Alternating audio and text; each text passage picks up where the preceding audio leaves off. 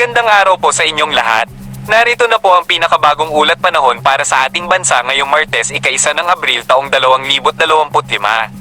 Patuloy pa rin po tayong nakakaranas ng iba't ibang sistema ng panahon sa ating bansa. Para sa mas detalyadong pag-ulat, ating susubaybayan ang ating kasama sa pagbabalita. Makinig po kayo ng mabuti para sa kumpletong detalye ng lagay ng panahon sa inyong lugar. Manatiling ligtas po kayo.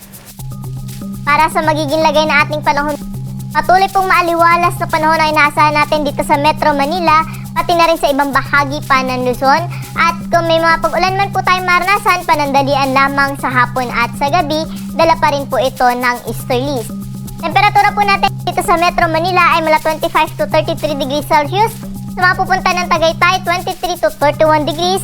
Sa Baguio City naman, 17 to 26 degrees Celsius. May kainitan sa Lawag, abot sa 34 degrees ang maximum temperature, 33 degrees naman sa bahagi ng Tuguegarao City. At sa Legazpi City naman, aabot sa 25 to 31 degrees Celsius.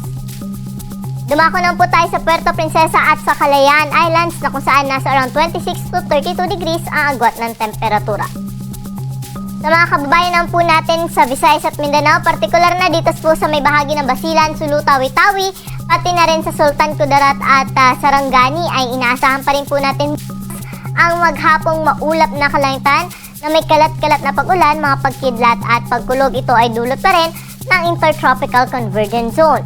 Pero sa nalalabing bahagi ng Mindanao at sa buong bahagi po ng Kabisayaan ay generally fair weather o maaliwala sa panahon po inaasahan. Mainit sa dakong tanghali at mataas yung tsansa ng mga thunderstorms sa hapon at sa gabi.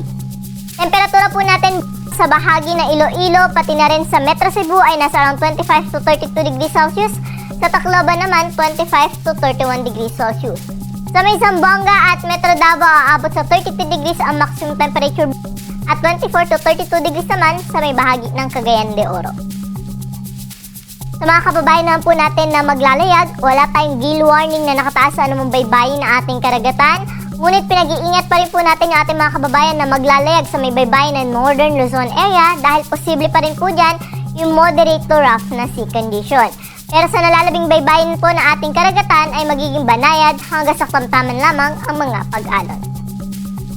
Para mas ating 3-day weather outlook sa mga pangunahing syudad dito sa Luzon, partikular na po dito sa Kamaynilaan na kung saan for the next 3 days sinaasahan natin na mas iinit pa po yung ating panahon na kung saan ay sa tanghali, posible po umabot sa 33 hanggang 34 degrees Celsius yung air temperature na ating inaasahan. At sa madaling araw naman, yung minimum temperature po natin ay nasa around 25 degrees Celsius.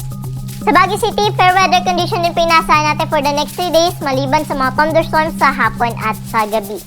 At sa Legazpi City, for the next 3 days o hanggang Biyernes ay maaliwala sa panahon na inaasahan natin. Ngunit dahil nga nasa eastern section na ating bansa itong Legazpi City ay mataas po yung tsansa ng mga thunderstorms po dyan sa hapon at sa gabi. Temperatura po natin sa bandang Legazpi ay nasa around 24 to 32 degrees Celsius. Dumako na po tayo sa mga key cities natin sa Visayas, sa Metro Cebu, Iloilo at Tacloban City na kung saan for the next 3 days ay wala naman po tayong inaasahan na malawak ang mga pag-ulan kaya magpapatuloy yung kanilang naranasan na maaliwalas na panahon. Ngunit posible pa rin po yung mga thunderstorms o yung mga panandali ang buhos ng pag-ulan lalo na sa hapon at sa gabi, dala pa rin po ito ng easterlies.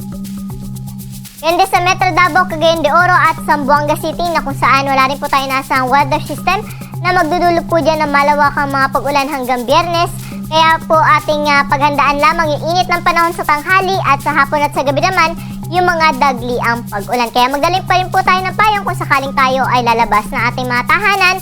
Proteksyon na rin po ito sa init ng panahon sa tanghali at sa dagli ang pag-ulan sa hapon at sa gabi. Temperatura or dito po sa bahagi po ng Metro Manila, ang araw po natin ay lulubog sa 6:08 ng gabi at muli po itong sisikat ay 5:52 ng umaga.